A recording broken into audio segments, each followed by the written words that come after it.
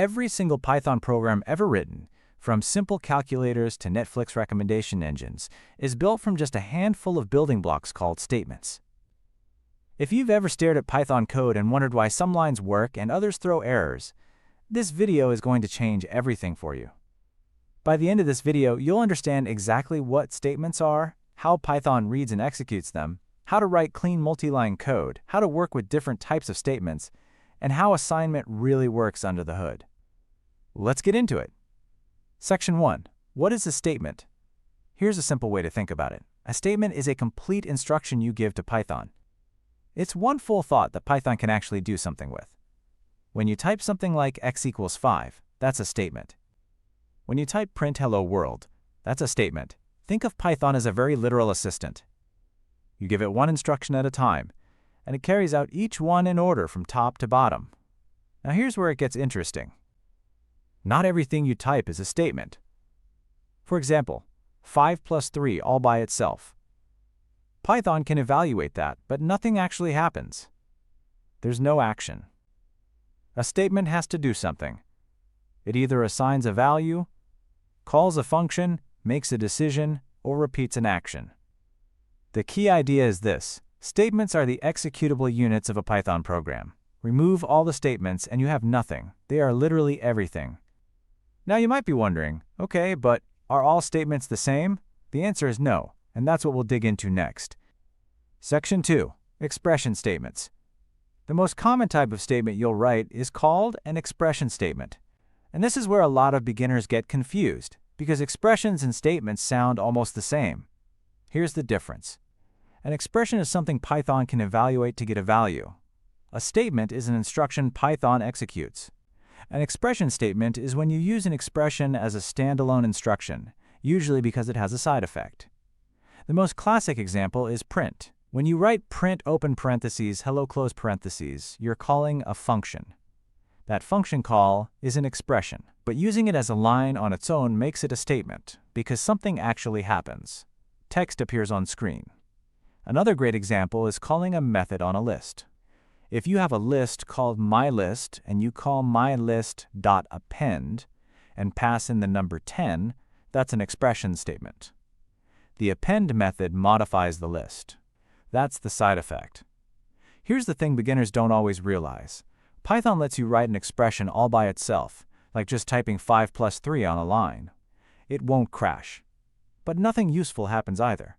The value gets calculated and immediately thrown away. So expression statements are most useful when the expression actually does something beyond just calculating a number. This leads us to the next type of statement, the one you'll use probably more than any other. Section 3. Assignment statements. Assignment is how you store information in Python. And understanding how it actually works, not just that it works, will save you from some very confusing bugs later. The syntax is simple. You write a variable name, then an equals sign, then an expression. Python evaluates the expression on the right side first, then stores the result in the variable name on the left. So when you write x equals 5 plus 3, Python doesn't store 5 plus 3. It evaluates it, gets 8, and stores 8 in x. The variable x now points to the value 8. Here's the part people often misunderstand. That equals sign is not checking if two things are equal. It's assigning. It's saying take whatever is on the right and put it in the box on the left. If you want to check equality, you use double equals sign. Python also supports augmented assignment. Instead of writing x equals x plus 1, you can write x plus equals 1. It means the same thing but is shorter and more readable. You can do this with minus, multiply, divide, and several other operators too. There's also something called multiple assignment. You can write a comma b equals 1 comma 2, and Python will assign 1 to a and 2 to b simultaneously. This is incredibly useful when you want to swap two variables. You can write a comma b equals b comma a, and both values swap in one line. No temporary variable needed. So now you understand how to store values. But what about when your code gets long and complicated? That's where the next section comes in. Section 4. Multi-line statements. One of the things that makes Python clean and readable is that it uses line breaks as statement separators. One line, one statement. But sometimes one statement is just too long to fit nicely on a single line. Python gives you two ways to handle this. The first is explicit line continuation. You put a backslash at the end of a line, and Python knows the statement continues on the next line. It's like saying, hold on, I'm not done yet.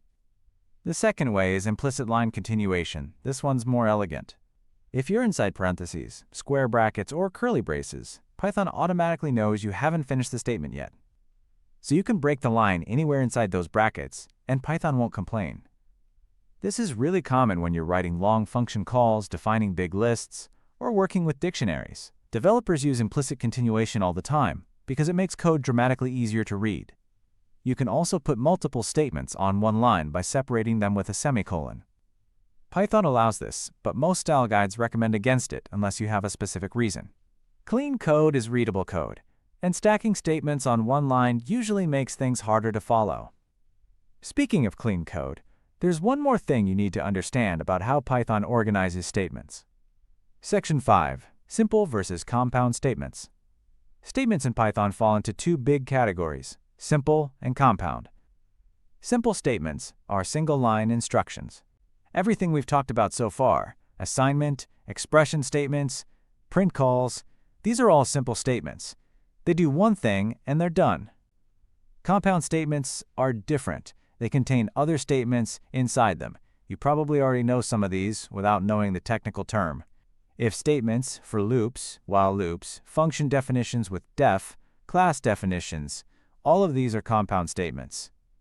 What makes them compound is the structure. They have a header line that ends with a colon, followed by an indented block of code. That indented block is called the body, and it contains the statements that belong to the compound statement. Indentation in Python is not optional. It's not just for looks. It's how Python knows which statements are inside the compound statement and which are outside. Get the indentation wrong and Python will throw an error. Or worse, run the wrong code without warning you. This is one of the most important things to internalize early. Python uses indentation the way other languages use curly braces. It's meaningful, it's structural, and once you get used to it, it actually makes code incredibly readable at a glance. Wrap up. So let's bring it all together. Statements are the executable instructions that make up every Python program. Expression statements do something as a side effect. Assignment statements store values and variables using a single equal sign. Multi-line statements let you break long code across multiple lines cleanly. And all statements are either simple or compound, with compound statements using indentation to define blocks of code. These aren't just vocabulary words. This is the foundation that every loop, every function, every program you ever write will rest on. Get this solid, and everything else becomes easier. If this video helped you understand statements better, hit the like button. It genuinely helps other learners find this content. Subscribe if you want to keep learning Python from the ground up, because we're going through every chapter and every concept step by step. And drop a comment below with one question you still have about Python statements. I read every single one, and I want to help you figure it out. See you in the next one.